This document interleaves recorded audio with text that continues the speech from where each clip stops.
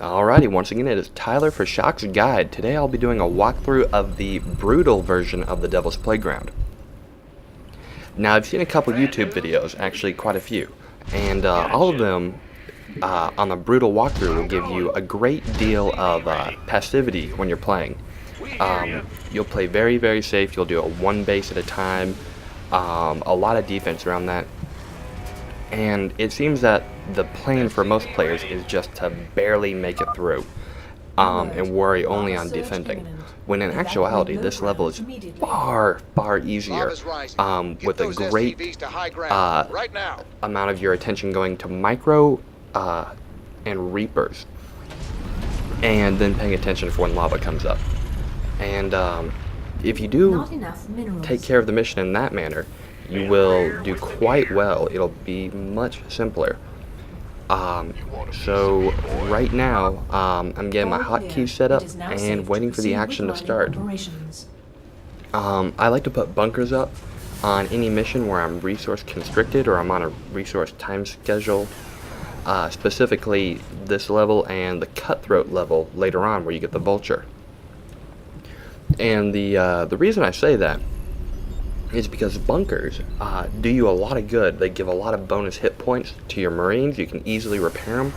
And at the end, if you're pinched for minerals, you can go ahead and unload them and salvage them back for the entire cost. So really, they're only an initial investment, and they continue out through the entire mission. Hell, cowboy, we gotta train more of these guys. Now, I do want to put a side note. There's actually a feat of strength achievement you can get in this mission. Feat of strength are achievements that are not listed in the normal area. You have to stumble upon them to get them. And on this mission, you won't actually see me get it because I've already collected it and I didn't quite finish it out. I destroyed most of the bases. But what you have to do to get the achievement or the feat of strength is wipe out all of the Zerg bases and structures on normal or harder. It's not that difficult, and it'll make you kind of look cool and impress friends. Now, if you don't play a lot of online ladder gaming, you may be a bit of a stranger to microing. Microing is the contrast of macro. When you're to micro, you'll be in a battle and you'll be using every unit's ability and attribute to its fullest extent. For example, the Reaper and Marauder share two things in common. They have a way of using speed to their advantage. A Marauder with concussive shells can take a shot, take a couple steps back, shoot again, take a couple steps back, and kite their opponent. Whereas the Reapers kind of have the opposite of that. They're just innately so quick that you can go ahead and shoot your opponent, run back, shoot, run back, shoot, which you'll see me do very, very often. And you'll actually see it used against the Brutalist when I decide to take care of it. Another achievement you can get is called Red Lobster, I believe. And that is to kill the Brutalist with lava. And I can go ahead and tell you how to do it, but I didn't actually go ahead and do it on this run-through. So at this point, you can probably skip ahead a couple minutes. There isn't a lot of action going on for a while. Mainly, it's just building up. You want, I never put a number to it, but about the amount of SCVs you see next to my mercenary base will do just fine. Because the trick to this level is actually getting the hidden resources laid out. And the resources from destroying Zerg buildings, they actually drop a good amount of minerals. So there's an extra incentive to go on the offensive.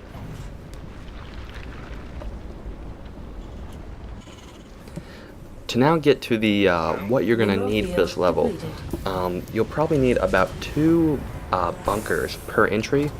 And then if you feel a little vulnerable in one of the expansions you're making, you can go ahead and put a bunker up there and make sure to salvage it every time the lava comes up so you won't waste money. Also, I would highly recommend getting an engineering bay and getting +1 to armor and weapons for your infantry, because they're going to be the core of your unit. Now, throughout this entire mission, I have 2 barracks running with a tech lab, and I will be using them to a great extent. Pretty much having them mass produce Reapers for a very large portion, and then towards the end a couple medics and a couple Marines. Now, when I was talking earlier about kiting your opponent and using speed to your advantage, you can pretty much see me go ahead and do it right now. Instead of going one-on-one, toe-to-toe with the Brutalist, which would be a horrible, horrible choice, it will just really wreck your day. I go ahead and micro, except when I'm doing macro at my base, which I forgot to explain later, is doing the infrastructure, kind of like the building up units and whatnot, making sure everything back at base is working. I completely forget to micro, so my Reapers do in fact go toe-to-toe with the Brutalist, and you can clearly see the result of that faux pas. And in fact, I think that I go ahead and do it again, as I hadn't learned from my mistake quite yet.